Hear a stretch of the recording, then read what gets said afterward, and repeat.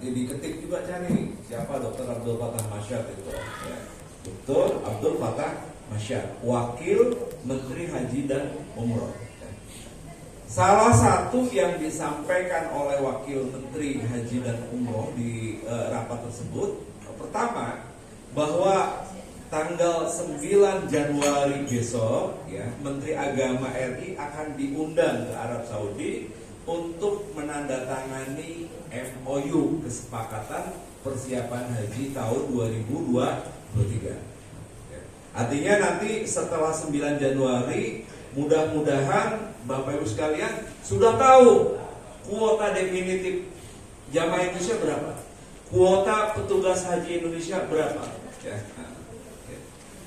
Nah, sebelum beliau menyatakan tanggal 9 akan ada MOU, beliau mengatakan, saya minta kepada seluruh misi haji, khususnya misi haji Indonesia, untuk segera menyelesaikan seluruh kontrak-kontrak layanan buat jamaah haji Indonesia. Kontrak cateringnya, kontrak hotelnya, kontrak transportasinya. Kan pertanyaan yang muncul waktu itu langsung kan, saya ketika menandatangani kontrak, kira-kira di angka berapa jamaah yang harus kami siapkan hotelnya, yang harus kami siapkan cateringnya, yang harus kami siapkan transportasinya. Kan pertanyaan itu yang muncul kan, nggak mungkin kontrak kalau angka pengalinya itu belum muncul. Jawaban yang disampaikan oleh Wakil Menteri Haji, ya, pergunakan kuota maksimal sebagaimana engkau peroleh kuota pada tahun 2019. Kira-kira paham maksudnya? Kuota di 2023 itu kuota maksimal, ya. Jadi kita suruh nyiapin, gak mungkin seorang Wakil Menteri Haji ngomong kan tanpa ada dasar, ya. Dia mengatakan seperti itu, walaupun mungkin secara etika tidak boleh menyampaikan secara jelas, secara sore, ya, tidak boleh karena dia dalam kapasitas Wakil Menteri Haji dan belum ada MOU. Ya, tapi kita membaca dari apa yang disampaikan, insya Allah di 2023 kuota kita akan kembali normal, yaitu di angka 221. Terima kasih tepuk tangannya. Mudah-mudahan tepuk tangan bagian daripada doa, ya. Jadi dulu, enggak, ini saya job aja, ya. Dulu kan kita ini sering dengar isu gitu, ya. Isu kalau wah ini Pak Buya mau dilantik, itu kan isu kan? Isu, ya. Sampai sekarang masih isu. Seumpamanya Pak Ramza mau dilantik, itu kan baru isu kan? Tapi isu itu bisa jadi betul dan bisa jadi tidak betul. Nggak mungkin isu itu kan muncul kecuali ada indikasi-indikasi yang menyebabkan isu itu muncul kan. Makanya waktu itu saya sering joke pada kawan-kawan kan, isu itu dalam bahasa Arabnya tuh isya, ya. Al-isya'atu minad du'a. Jadi isu itu sebagian daripada doa.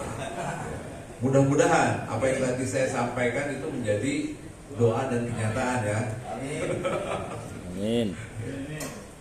Jadi mudah-mudahan tadi yang disampaikan oleh Wakil Menteri Haji Arab Saudi itu bisa nanti ditandatangani oleh Menteri kita pada saat kunjungan ke Arab Saudi, ya, sehingga di pertengahan bulan Januari sudah bisa rilis, ya, rilis kuota kita sekian 221.000. Nah, mulai ketika kuota disampaikan sudah pasti tahu nih kabin ini untuk Sumatera Barat kuota jamaahnya sekian. Aku nggak tahu kuotanya di Sumatera Barat kabupaten kota apa kuota provinsi.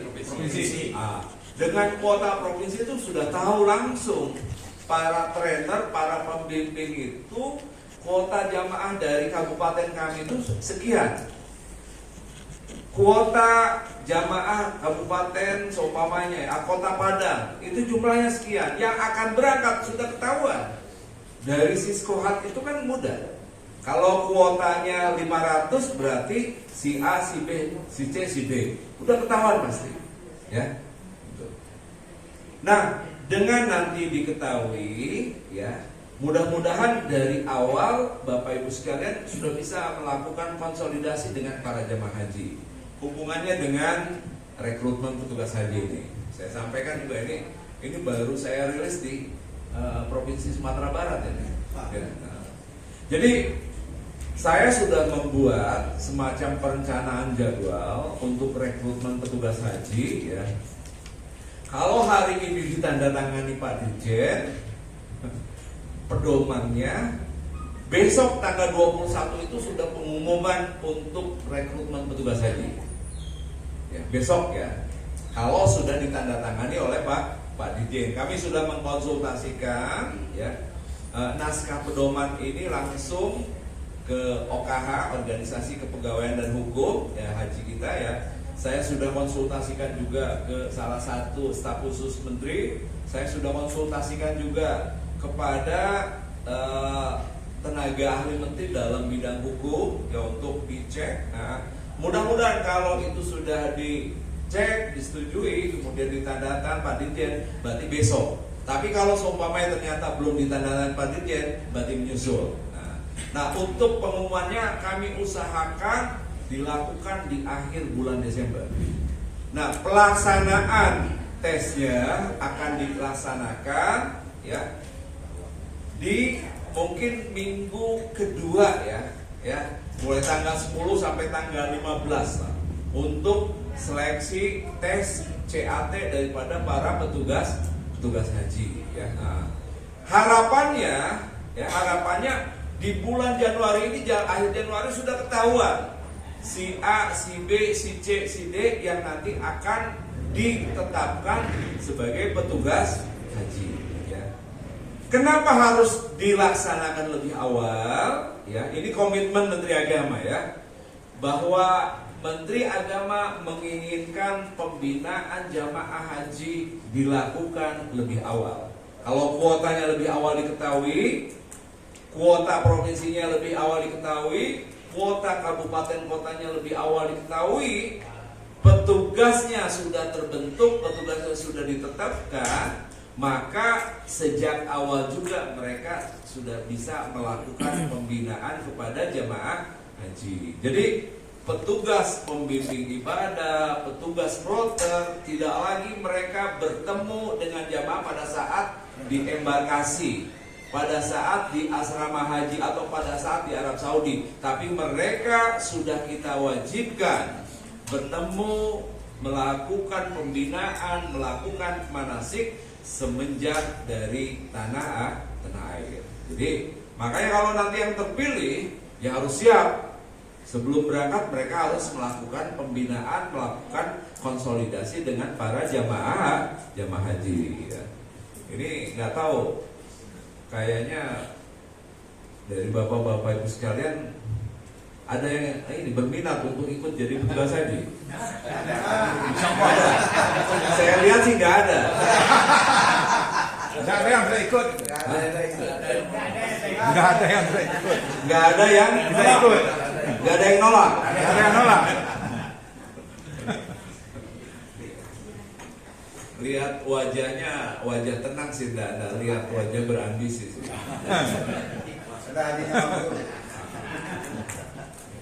Ya, saya bilang ya, mereka yang terrekrut, yang ditetapkan petugas tahun ini, tugasnya berat. Saya sampaikan dari awal makanya tadi, ya, as'abu ma bin najah, ya, an alaika al muhafadhu alaih. Jadi yang terberat dalam memelihara bagaimana IKJHI kita itu bisa seperti saat ini.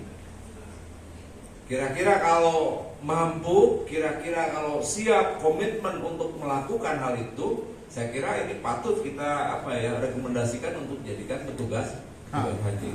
Bapak Kabit. Siap. Siap lulus. Siap lulus. Siap lulus. Ya harus, memang harus prosesnya tetap, walaupun direkomendasikan harus proses itu harus dilalui. Ya harus tes dulu, harus wawancara dulu, harus pelatihan dulu, harus bercapek-capek dulu sebelum keberangkatan karena harus bertemu dengan para jamaah haji. Ya, nah, nanti kami buatkan nanti bagaimana pedoman pelaksanaan tugas pra keberangkatan ke Arab Saudi supaya nanti Bapak Ibu sekalian juga ada pedoman ketika melaksanakan tugas-tugas layanan ketika di tanah air ya. Nah, Bapak Ibu sekalian yang kami hormati ya. Jadi itu ya kaitan dengan tadi belum disampaikan kaitan dengan pembatasan umur. Ya. Beliau mengatakan Wakil Menteri Haji ya, kami melaksanakan haji di tahun 2022 itu pelaksanaan ibadah haji kami anggap sebagai haji pandemi. Maka bagi kami untuk memberlakukan aturan-aturan dan pembatasan-pembatasan. Salah satu yang kami lakukan di tahun 2022 adalah pembatasan kaitan dengan umur.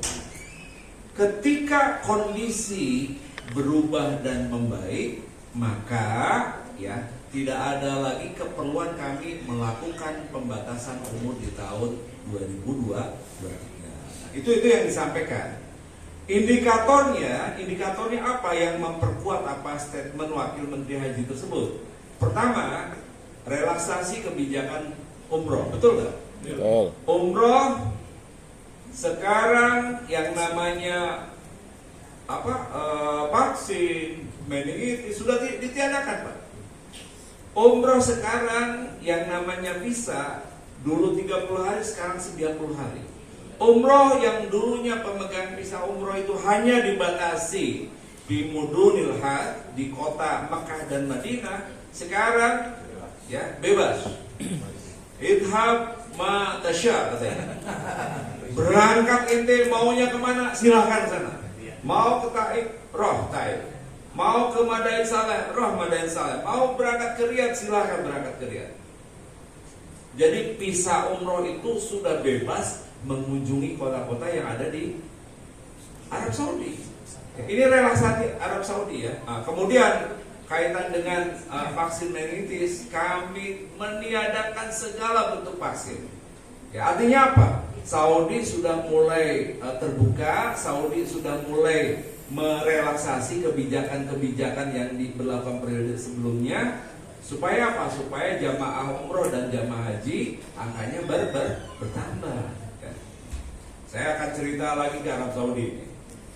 Kita putar-putar aja ya, Saudi Indonesia ya. Nah, biar nanti saya bisa memberikan semacam transfer knowledge lah, ilmu lah buat Bapak Ibu. Karena saya yakin kalau materi-materi yang sifatnya langsung teknis, saya yakin kapasitas Bapak Ibu sekalian mungkin jauh lebih menguasai dibandingkan saya, karena langsung ya. Nah, tapi informasi-informasi terakhir ini perlu didapatkan ya. Saudi ini sekarang lagi gencar-gencarnya bagaimana mereka bisa menargetkan di 2030 itu, pertama ya, mereka bisa memberikan visa umroh itu sampai 30 juta. Jadi di tahun 2030 visa umroh bisa mereka keluarkan sebanyak-banyaknya sampai 30 juta visa dalam waktu 1 tahun. 1 tahun itu berapa bulan? Kalau dulu diatur Ashurul Hajj itu yang Zulqa'dah, Syawal, Zulqa'dah dengan Zulhijjah, 3 bulan itu Ashurul Hajj. Sekarang Ashurul Hajj 3 bulan betul, tapi umrohnya bukan berarti 9 bulan, tapi sampai pertengahan bulan Zulqa'dah itu jamaah umroh itu masih ada. Jamaah haji sedang mengelilingi Ka'bah, sedang tawaf. Di saat yang bersamaan kami menemukan jamaah umroh Indonesia masih bertahan di sana. Seperti halnya ketika jamaah haji Indonesia sudah mulai meninggalkan di awal Muharram atau di pertengahan Muharram, di saat yang bersamaan sudah mulai berdatangan jamaah umroh ke Arab Saudi. Jadi sudah overlap, jadi jamaah haji datang, jamaah umroh masih ada. Jamaah haji mulai pulang, jamaah umroh mulai datang masuk. Ya, itu apa? Itu artinya Saudi emang menginginkan bagaimana mendatangkan jamaah umroh sebanyak-banyaknya. Itu di target mereka ya, 2030 mendatangkan jamaah umroh sebanyak 30 juta. Nah, untuk jamaah haji mereka juga punya ekspektasi di 2030 4 juta jamaah haji bisa datang ke Arab Saudi. Di kuota saat ini untuk seluruh dunia hanya 2,5 juta. Ya, hanya 2,5 juta. Nah, nanti 2030 4 juta jamaah haji bisa didatangkan ke Arab Saudi. Artinya akan ada penambahan 1,5 juta. Makanya nggak usah pesimis, nggak usah tarik dana setoran awal gara-gara ada sebagian orang, sebagian oknum, ya, sebagian travel, mohon maaf saya sebutkan, mereka mengatakan nggak usah pergi haji melalui pemerintah. Karena apa? Umur 65 tahun sudah tidak bisa berangkat lagi. Nggak usah berangkat haji melalui pemerintah. Karena apa? Karena kuota pemerintah sudah dibatasi 46%. Ya, pernyataan itu saya katakan tidak benar. Ya, pembatasan umur, pembatasan kuota hanya sementara. Ya, ke depan akan dikembalikan kuota kita, bahkan ya kalau kata saya tadi 2030 sampai 4 juta jamaah, bahkan kuota kita akan mengalami kenaikan. Mudah-mudahan, doakan lagi ya. Tepuk tangan. Tepuk tangan bagian daripada doa ya. Jadi kalau nanti ada orang-orang tua di sekeliling kita, di provinsi kita, di kabupaten kita yang mereka mulai menarik ke dana setoran awalnya, sampaikan kepada mereka, peluang mereka sangat besar. Mungkin ke depan karena tahun ini nunggunya 24 tahun, kalau kuota yang bertambah kan bisa berkurang. Ya, nggak tahu saya di Sumatera Barat ada nggak? Ada fenomena jamaah menarik setoran awal nggak? Nggak ada. Kecil. Tidak banyak kan? Di Jawa Tengah itu sampai 8.000 jamaah menarik setoran awalnya, ya. Dan ironisnya, ya, ini mohon maaf, yang mempengaruhi mereka itu travel resmi, PPIU yang mereka izinnya dari Kementerian Agama. Ya, mereka mengatakan itu dengan maksud tujuan apa? Untuk kepentingan sendiri. Mereka menarik uangnya, mendaftarkan umroh ke mereka, ya. Kemudian mereka berangkat, ternyata haji dibuka normal, kuota kembali normal. Mestinya berangkat 2 tahun lagi, dia daftar lagi, akhirnya nunggu lagi sampai 23 tahun kemudian. Nah, ini kasihan, ya, kasihan. Menurut saya ini penting sosialisasi ini supaya apa? Supaya jemaah paham, ya. Nah, kalau umroh sunnah. Kalau haji itu apa? Wajib. Ya. Umroh dilakukan pada saat haji bisa, ya, tapi haji dilakukan pada saat umroh bisa nggak? Bisa nggak? Ya, kalau haji ya dilakukan pada saat umroh nggak bisa. Walaupun ada orang mengatakan ya, al-umratu fi Ramadan kalau haji kan ya, umroh di Ramadan itu seperti berhaji, bukan berhaji, seperti berhaji, dan tidak menggugurkan kewajiban haji. Itu yang perlu ini ya. Nah, Saudi ini kenapa melakukan hal yang tadi saya sampaikan ya? Saudi ini sekarang sedang butuh uang. Jadi mereka ke depan tidak lagi melihat sektor minyak itu sebagai sektor yang strategis. Jadi mereka bahkan mengatakan kami ingin menghilangkan ketergantungan pendapatan negara kami dari sektor minyak. Maka mereka meningkatkan sektor pariwisata, meningkatkan sektor-sektor yang lainnya. Jadi haji ini masuk ke sektor pariwisata. Dari sektor pariwisata itu mereka bisa mendapatkan uang sebanyak-banyaknya. Itu tujuan daripada namanya Ar-Ruqyah Al-Fenothalafin atau visi 2030. Ya. Kenapa visi 2030 dikeluarkan? Karena Saudi ingin menghilangkan ketergantungan dari sektor.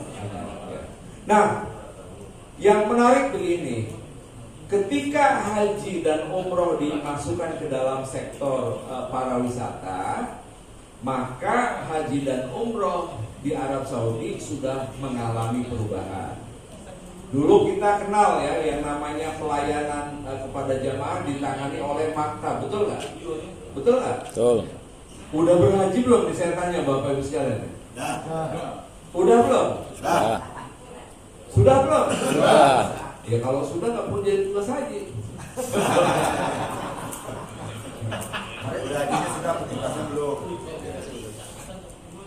Yang pernah berhaji pernah mengalami yang namanya dilayani oleh maktab, betul ya?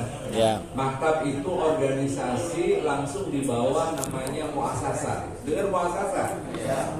Muasasa ya. Muasasa kalau dalam bahasa Arabnya itu al-muasasatu li mutawwibi dual Janub Sarki Asia. Jadi muasasa untuk mutawwib negara-negara Asia Tenggara. Ya. Muasasa itu tahu kan artinya kalau dalam bahasa Indonesianya? Apa coba? Yayasan.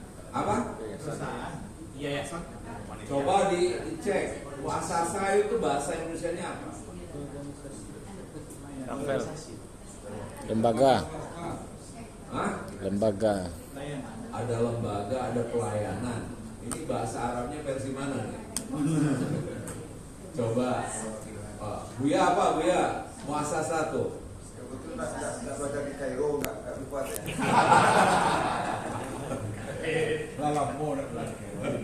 Dalam mana di Kairo? Muasasa itu artinya yayasan. Ya, yayasan. Kalau yayasan itu sosial atau non sosial? Kalau yayasan itu pasti sosial kan? Kalau sosial itu kira-kira orientasinya profit apa non profit? Non profit kan? Ya. Jadi muasasa yang selama ini melayani jamaah haji itu adalah non profit. Makanya ketika tahun 1980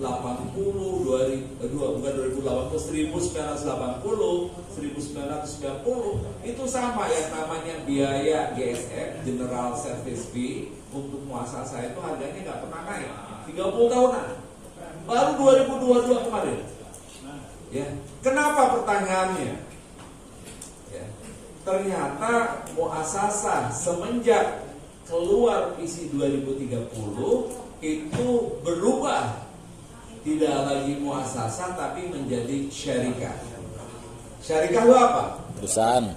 Perusahaan ya, holding company, PT ya. Sekarang saya pertanyaannya, kalau perusahaan orientasinya apa? Bisnis. Orientasinya apa? Profit. Ya, jadi haji sebelum 2022 dengan haji 2022 dan berikutnya itu akan berbeda orientasinya. Ya, jadi kalau sebelum 2022 orientasinya sosial, ya mereka tidak terlalu penting layanan, ya. Sekarang 2022 ini menjadi penting, menjadi strategis, ya. Paket masair mengalami kenaikan kenapa? Karena sudah profit, sudah syarikah, ya. Namanya itu walaupun syarikah tetap di sana ditulisnya itu syarikatul muasasatu, ya. Jadi syarikah yayasan, karena muasasa itu jadi nama. Mereka nggak mau menghilangkan nama tersebut, karena kalau menghilangkan nama tersebut otomatis sudah hilang identitas mereka. Jadi PT muasasa, PT yayasan, ya. Jadi syarikatul muasasa. Nah, paket pelayanan masair yang diterima jamaah tahun 2022 itu sudah masuk paket D. Paket D itu jadi kalau dalam pelayanan itu ada mustawa alif, ada mustawa ba, ada mustawa jim, ada mustawa dal. Kalau dalam bahasa Arabnya itu ada paket A, paket B, paket C, paket D. Nah, jamaah reguler yang diberangkatkan dua-dua, ya, itu mereka sudah mendapatkan layanan paket yang terstandar, tapi paketnya paling rendah, paket D. Ya. Karena apa? Karena mereka berusaha melakukan peningkatan kualitas. Jamaah reguler tidak boleh sembarangan. mereka harus mendapatkan kelas juga walaupun kelasnya masih kelas B. Ya, maka biaya paket masair mengalami kenaikan. Jadi perubahan dari yang tadinya orientasinya non profit ketika masuk 2022 menjadi profit dan ke depan seperti itu. Perkembangan terakhir juga saya sampaikan ini. Ya. Jadi Kementerian Haji saya kira setengah bulan yang lalu ya mengeluarkan surat edaran kepada seluruh syarikatul muassasah, PT muassasah, mereka diharuskan menyimpan uang jaminan ya untuk mengurusi setiap 100.000 jamaah itu sebanyak 5 juta real. Jadi mereka nggak boleh apa ya istilahnya, mereka nggak akan diberikan izin operasionalnya kalau mereka belum menyetor namanya uang jaminan. Ya, untuk 100.000 itu 5 juta. Jamaah haji kita 221.000 kalau normal ya. Berarti harus dibayarkan berapa mereka? 10 juta real. 10 juta kali 4.000 berapa? 40 miliaran mereka harus simpan uang tersebut di Kementerian Haji. Nah, saya baru ini ya, otak saya udah agak nakal aja ketika aturan itu diberlakukan, jangan-jangan nanti muassasah nggak bayar uangnya dari kantongnya sendiri, tapi mereka mintakan kepada setiap jamaah haji. Dan potensi ketika aturan atau ketika kebijakan itu diberlakukan, potensi biaya haji akan naik. Tinggal dibagi aja 40 miliar dibagi 200.000 per jamaahnya itu kena berapa kira-kira? Itu enggak, ini analisa nakal saya ya. Mudah-mudahan itu mereka tanggung ya, kemudian tidak dibebankan kepada jamaah haji. Artinya emang muassasah yang dulunya sosial, yang dulunya non profit, mereka sekarang sudah melihat dari sisi profit ya, layanan sisi profit, jaminan pun tidak lagi mereka bebankan kepada uang mereka, tapi dibebankan kepada jamaah ya. Tidak menutup kemungkinan ya ke depan 2024, 2025 mereka mau mengembangkan layanan, seumpamanya bis ke masyair ditingkatkan ya, ditingkatkan kualitasnya ya. Yang dulu bisnya mungkin bis biasa saja, ke depan karena masyair ini tempat yang sangat panas harus disiapkan bis yang bagus, biayanya naik ya.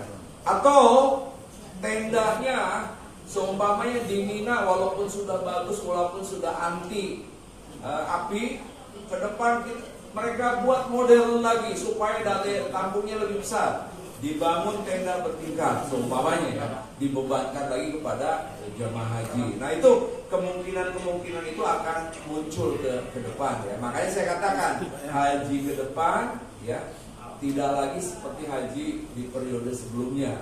Haji ke depan jelas setiap layanan yang ditingkatkan itu pasti akan berimbas kepada kenaikan biaya. Jadi itu ya, Bapak Ibu sekalian, tahu lah ya, dulu Saudi itu yang namanya beli Coca-Cola, beli minuman Sprite yang ada botol dari aluminium itu kan 1 real. Dari semenjak saya haji pertama kali tahun 2000 ya, itu 1 real. Sampai 2018 masih 1 real. Ya, nggak ada kenaikan. Yang namanya Albaik, tahu Albaik? Ayam Albaik itu ya, itu 12 real dari dulu sampai 2018 12 real. Tapi 2022 itu udah naik. Ya. Dulu di Arab Saudi tidak dikenakan yang namanya doribah pajak. Sekarang apapun itu pasti ada pajak. Ya, ad-doribatu al-mudhafah al-qayyimah ya. Jadi pajak PAT ya, PAT itu pajak kenaikan nilai, PPH, pajak pertambahan PPN ya, pajak pertambahan nilai. Itu pasti dikenakan. Dulu belanja kamera, belanja apa saja itu nggak kena pajak. Sekarang kena pajak Pak. Bapak kalau mau beli radio, bawa beli HP, beli apa di Arab Saudi, sekarang pasti di bawahnya itu ada pajak berapa persen, ya. Nah ini seiring dengan apa? Seiring dengan perubahan orientasi yang tadinya sosial menjadi orientasinya menjadi apa? Profit. Ya. Bapak Ibu sekalian yang kami hormati, ya. Beberapa hal itu kaitan dengan update terkini ya, baik di Arab Saudi ataupun di tanah air ya. Coba bisa ditampilkan nggak ini ya? Ya. Saya ingin kita punya persepsi yang sama tentang masalah pembinaan manasik ya. Kenapa ide bukan yang ini, yang moderasi manasik haji dan umroh ya? Kenapa harus ada moderasi manasik haji dan umroh? Ya. Ini menjadi penting buat kita sekalian. Ya. Sistem kita kan sekarang ini haji itu tidak sekarang daftar besok berangkat, betul ya? Ya. Sistem haji kita sekarang sistem haji menunggu, betul ya? Jadi kalau orang daftar hari ini umur 50 tahun, kira-kira berangkat haji pada umur berapa? 75. Berapa? 75. Kalau hari ini daftar umur saya 60 tahun, berangkat umur berapa? 85. 85. Kalau sekarang seumpamanya daftar haji saya umur 70, berangkat haji umur berapa? 80. Artinya begini, saya ingin kasih ilustrasi. Ke depan jamaah yang akan berangkat itu bukan jamaah-jamaah yang muda dengan sistem waiting list. Ya nanti bisa dicek, dilacak di Siswata. 2023 berapa yang umurnya di atas 65 tahun atau di atas 70 tahun. 2024 berapa yang di atas 65 atau di atas 70 tahun atau di atas 80 tahun. Ada nggak? Pasti ada. Ya. Jadi jamaah yang akan diberangkatkan setiap tahunnya pasti akan ada jamaah-jamaah lansia dan jamaah risti, betul ya? Betul. Ini tantangan ke depan, tantangan para trainer bahwa kita dihadapkan jamaah bukan jamaah-jamaah yang muda umurnya 20 tahun, bukan. Jamaah-jamaah yang tua, jamaah-jamaah yang risti, ya. Jamaah yang tua dan risti ini harus kita pikirkan betul pola pembinaan manasik. Ya. Saya sering mengatakan dalam ibadah itu ada yang namanya azimah, ada yang namanya apa? Rukhsah. Azimah itu standar, rukhsah itu kemudahan. Ya. Nah, saya menawarkan alternatif dengan moderasi manasik ini.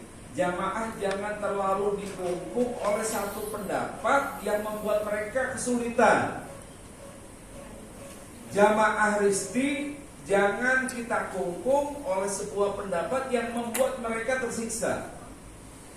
Jamaah tua dan risti jangan kita kungkung melaksanakan ibadah haji yang membuat mereka tambah parah penyakitnya, tambah parah kondisi kesehatan tubuhnya. Ya, maka dengan moderasi manasik sebenarnya kita memberikan pilihan-pilihan kepada jamaah haji selama pilihan-pilihan tersebut dalam koridor fikih yang diakui. Fikih yang diakui itu apa? Fiqhul arba'ah kalau kita ya. Fikih Syafi'i, fikih Hanafi, fikih Hambali, fikih Maliki. Silakan, tidak ada masalah. Bahkan ulama Saudi mengatakan begini. Pendapat marjuh, pendapat yang istilahnya secara posisi itu tidak kuat, itu bisa dipakai mengalahkan pendapat yang kuat atau al-qaul rajih, karena di dalam pelaksanaannya itu terdapat unsur kemaslahatan. Saudi sampai mengatakan seperti itu. Karena apa? Karena pentingnya kita memikirkan kondisi jamaah haji. Ya. Jadi al-qaul marjuh itu didahulukan dibandingkan al-qaul ar-rajih. Ya. Ini sampai mengatakan seperti itu. Nah, ini moderasi manasik memberikan pilihan pendapat. Silakan monggo ambil pendapat tersebut karena di dalam pendapat tersebut ada unsur kemaslahatan. Ya. Apakah Rasul menghendaki seperti itu? Pertanyaannya kan, kalau selalu dikatakan ada nggak ajaran dari Rasulnya, ada nggak sunnahnya, ada nggak? Kalau Al-Quran jelas, ya, yuridu bikumullahu yusra wala yuridu bikumul usra, ya. Coba dilihat ini beberapa pendapat, ya. Mas, ini coba dibuka ya.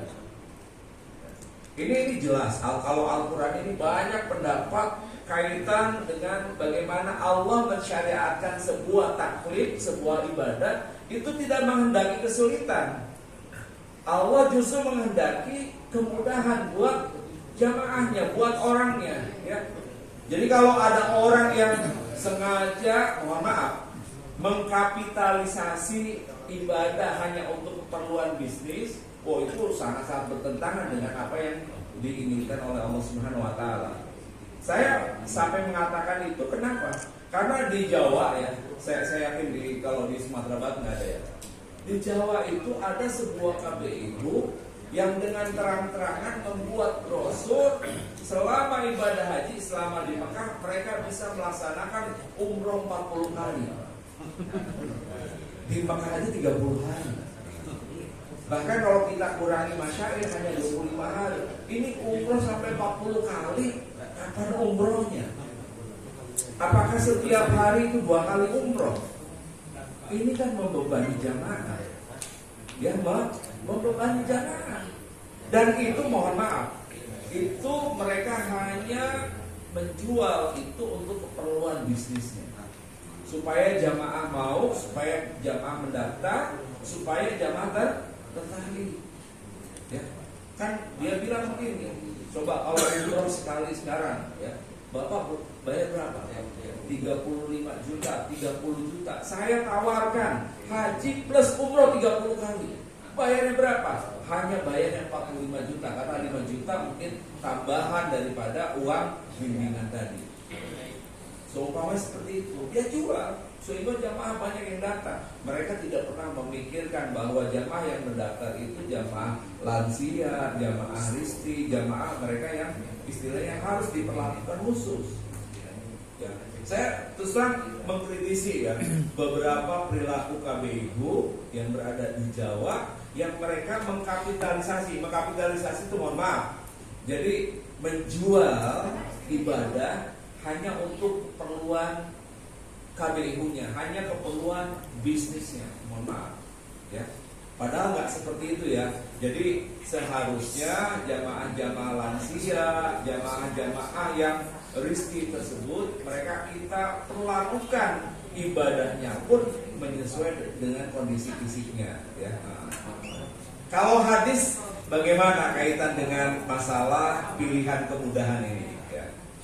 Saya katakan begini, Rasul ketika haji wada, ya, haji terakhir dan haji pertama dan haji terakhir, Rasul didatangi beberapa orang sahabat.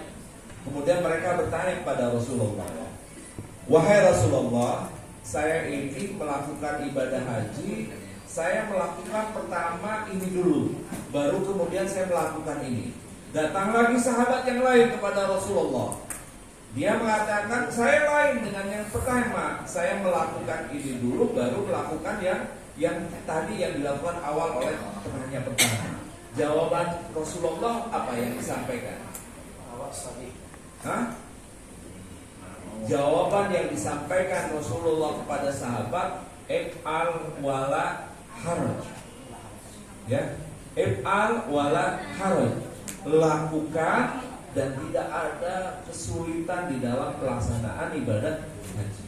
Sebenarnya kalau apa yang disampaikan Rasulullah kita pahami betul bahwa Rasulullah itu sebenarnya memberikan kemudahan, silakan. Karena Rasulullah punya prediksi ke depan.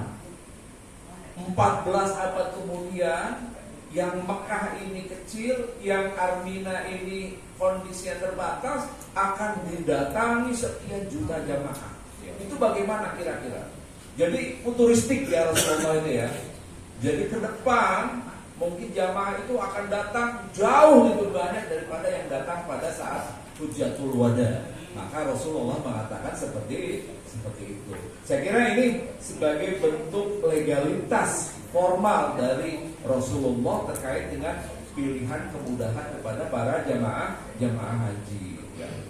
Saya akan berikan beberapa ilustrasi ya, supaya nanti Bapak Ibu sekalian juga penting untuk kaitannya dengan trainer ya. Posisi trainer ini kan harus betul-betul memberikan arahan yang pas.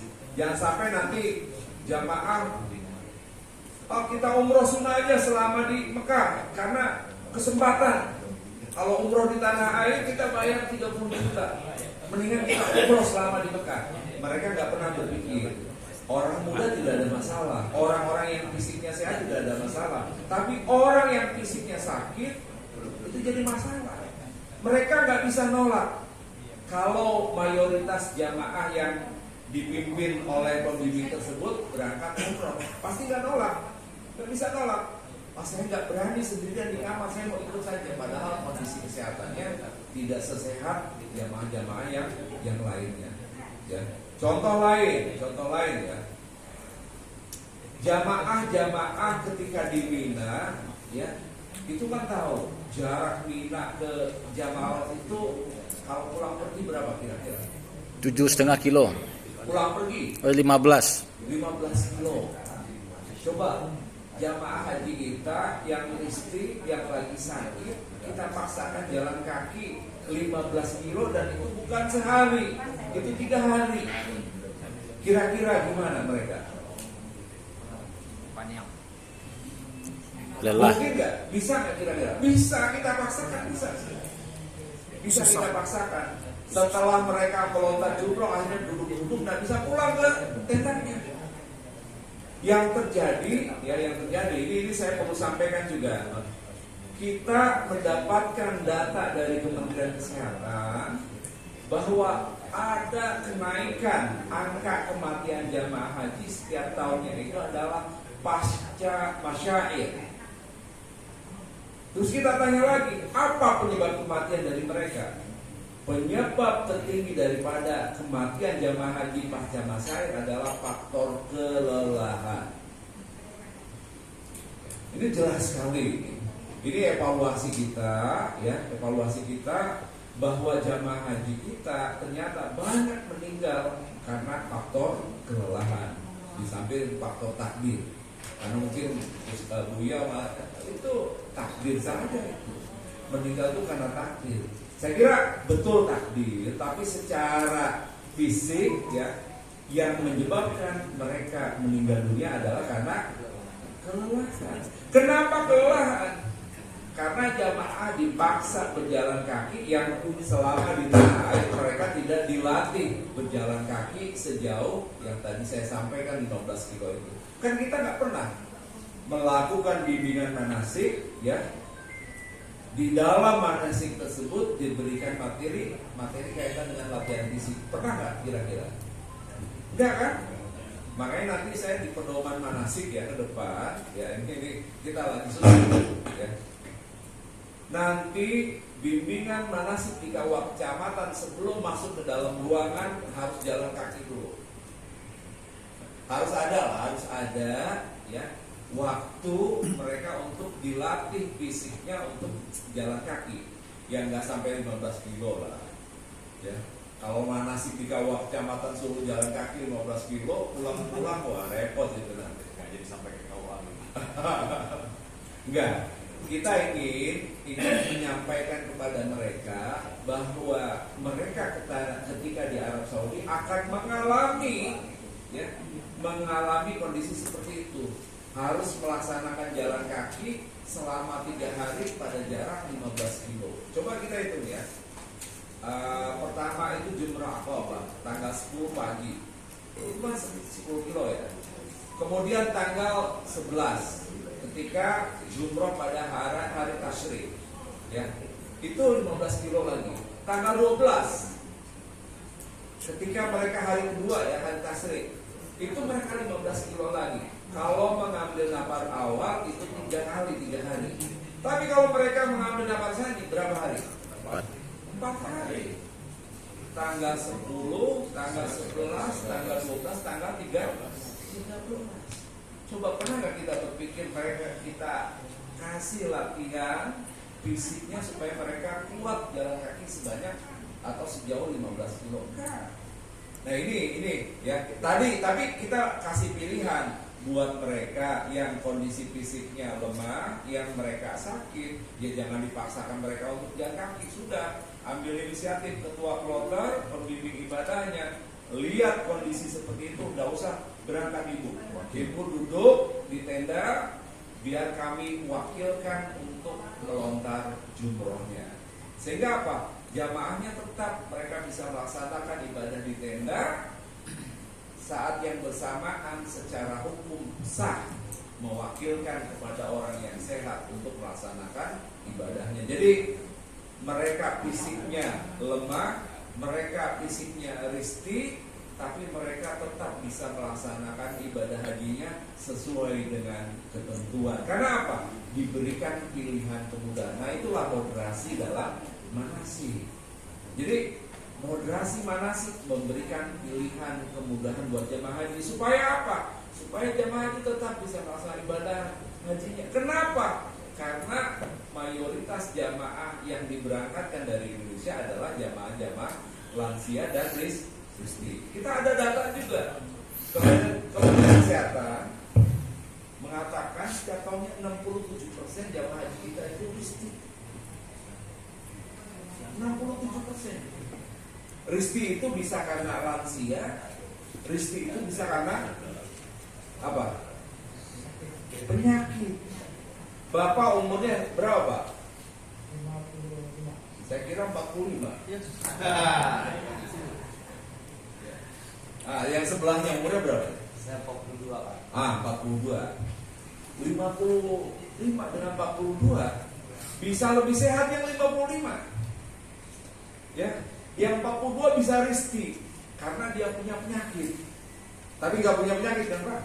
Nggak jelas apa. Jadi risti itu tidak mesti dari faktor umur ya. Faktor penyakit, sakit pun itu bisa menyebabkan seorang itu masuk kategori risti. Nah, jamaah risti itu yang menjadi mayoritas jamaah haji yang diberangkatkan dari tanah air. Nah, ketika mereka menjadi mayoritas, kita harus pikirkan pilihan manasik buat mereka.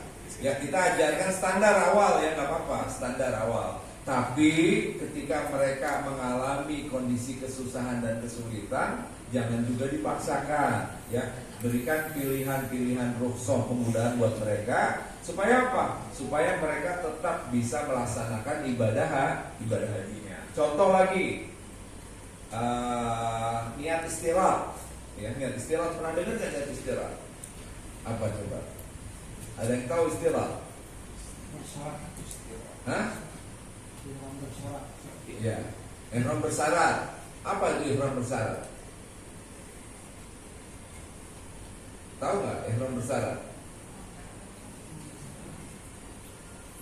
Coba, ada yang tahu nggak ini? Next, coba. Hanya tamatan Mesir yang tahu, Pak. Hah? Hanya tamatan Mesir yang tahu. Ini harus tahu. Ditambahkan apa sih cara ihramnya? Ditambahkan lapat niatnya. Apa tambahan niat? Lapatnya itu apa? Bersyarat. Bahasa Indonesia mungkin, Pak. Pakai bahasa Indonesia saja. Coba.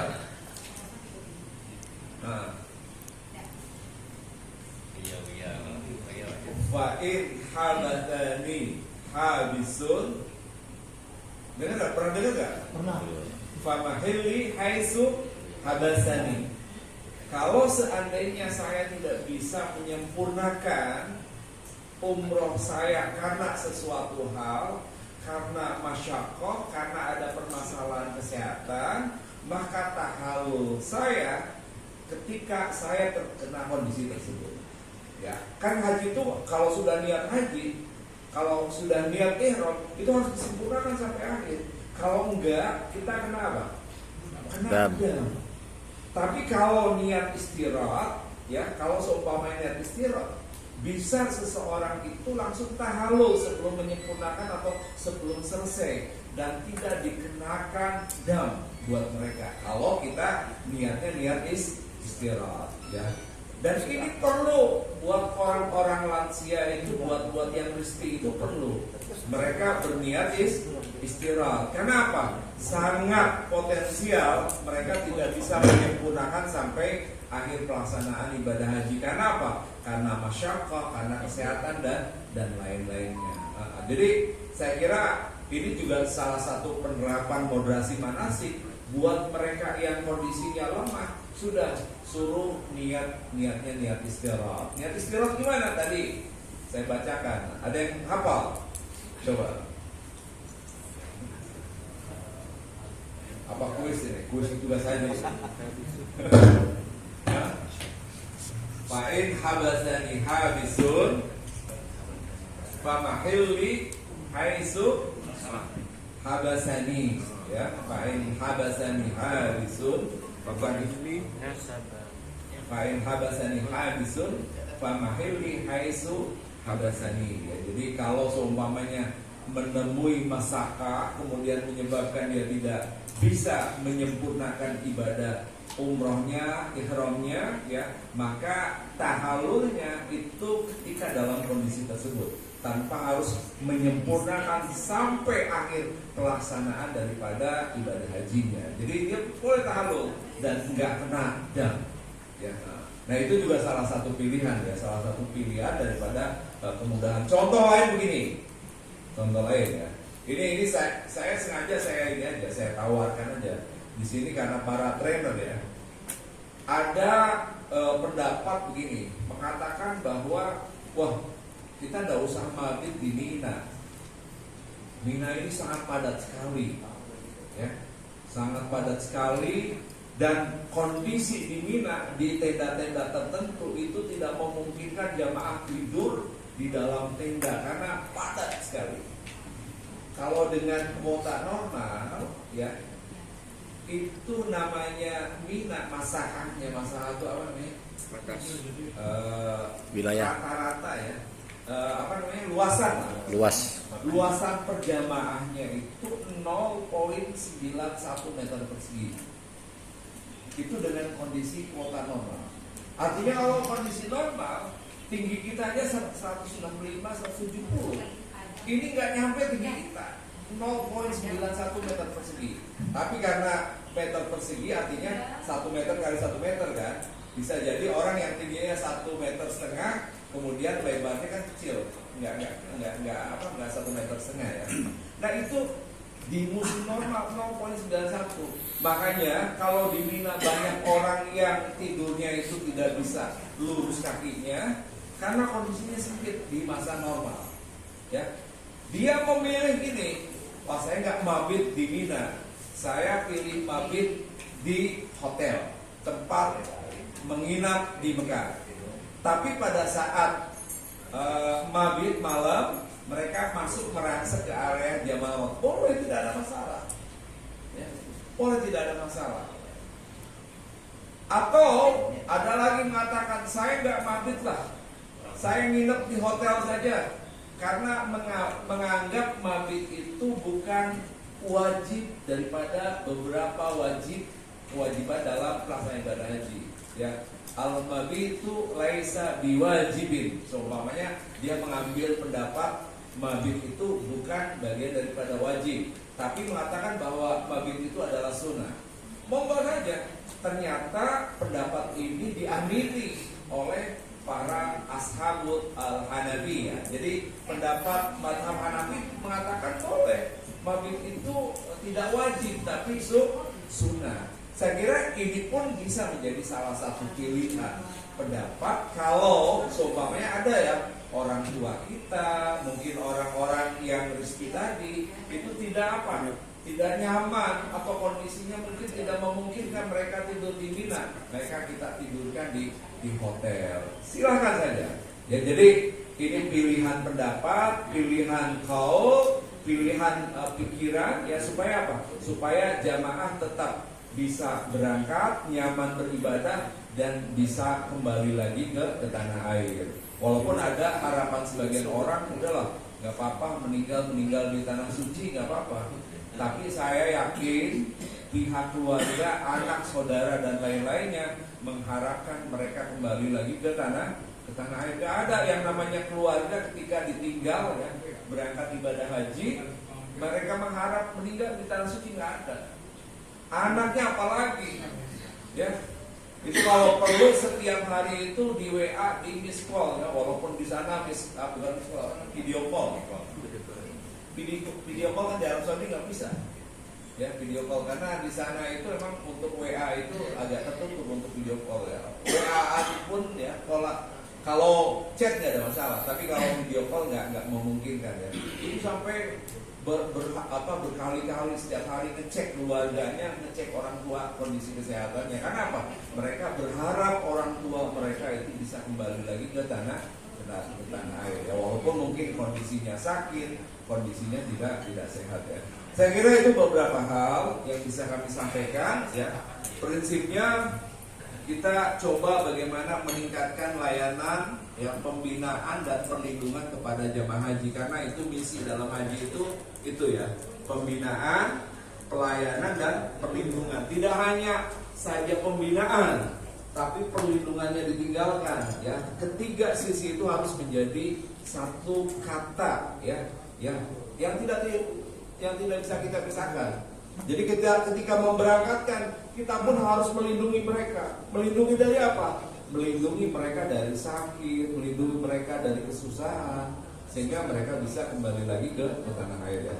Saya kira itu saja. Saya kembalikan ke Pak Kabid. Jika ada hal-hal yang perlu dipertajam atau dipertanyakan, kami persilahkan. Demikian, terima kasih. Assalamualaikum warahmatullahi wabarakatuh. Assalamualaikum.